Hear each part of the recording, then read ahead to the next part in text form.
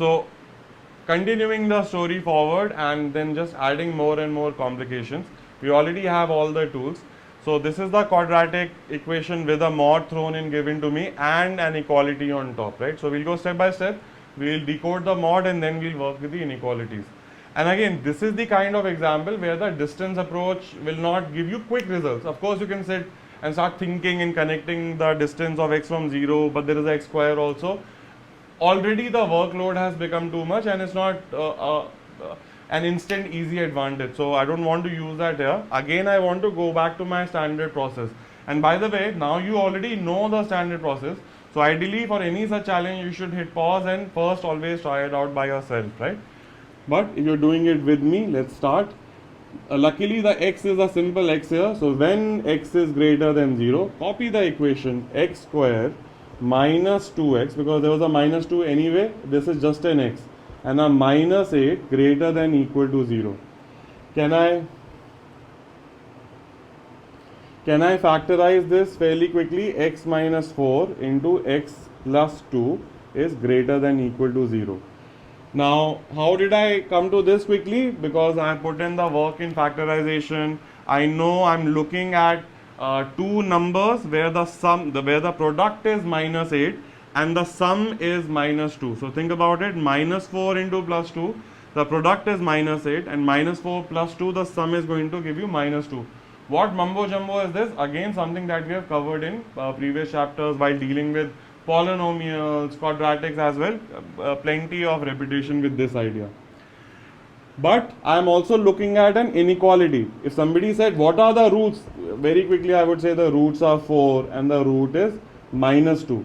But now I am not looking at where is it equal to 0. I am saying where is it greater than 0.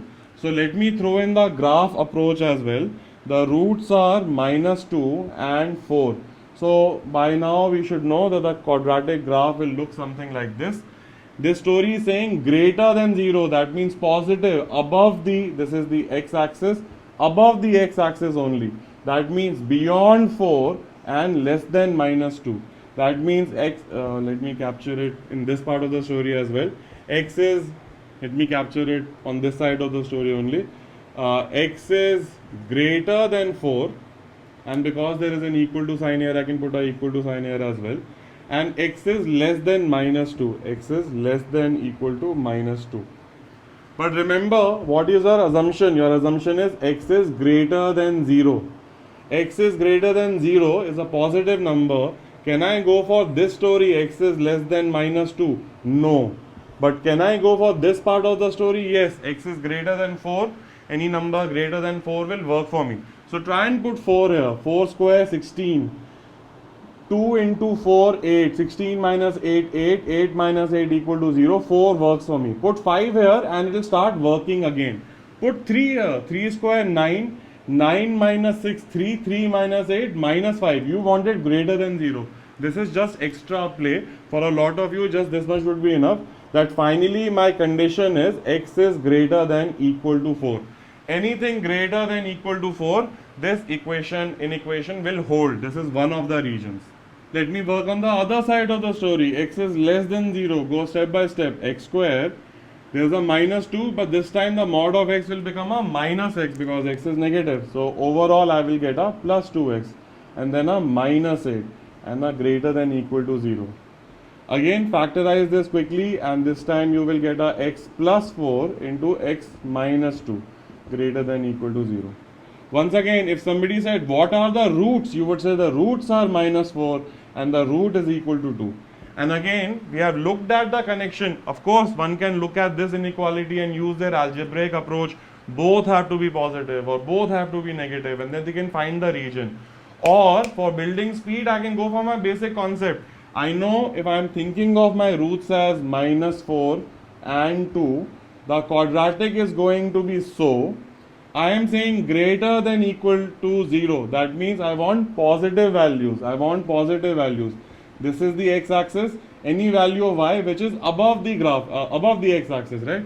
So once again the same idea, beyond the roots. Again, if you're unfamiliar, please visit back, right? So again, I will interpret this root as x less than minus 4 and x is greater than 2. Put the equal to sign as well.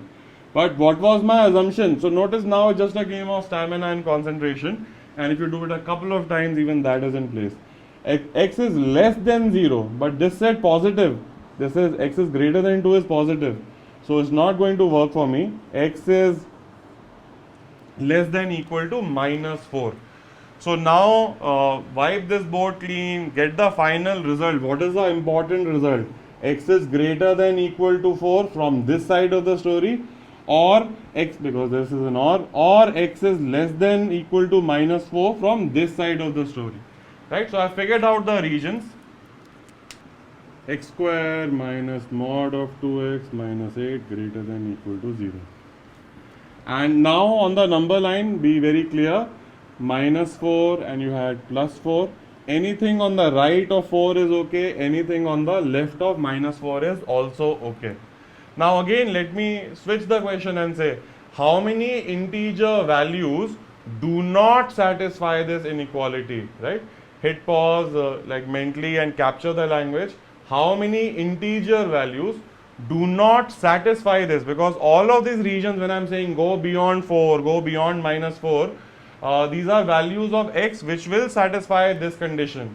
I am now asking you to find the integers which will not. If I asked you to count integers which will satisfy this, our answer would be infinite. Infinite numbers on this side, infinite numbers on this side. So obviously that question would have been pointless, and that is why I am saying how many integers do not satisfy.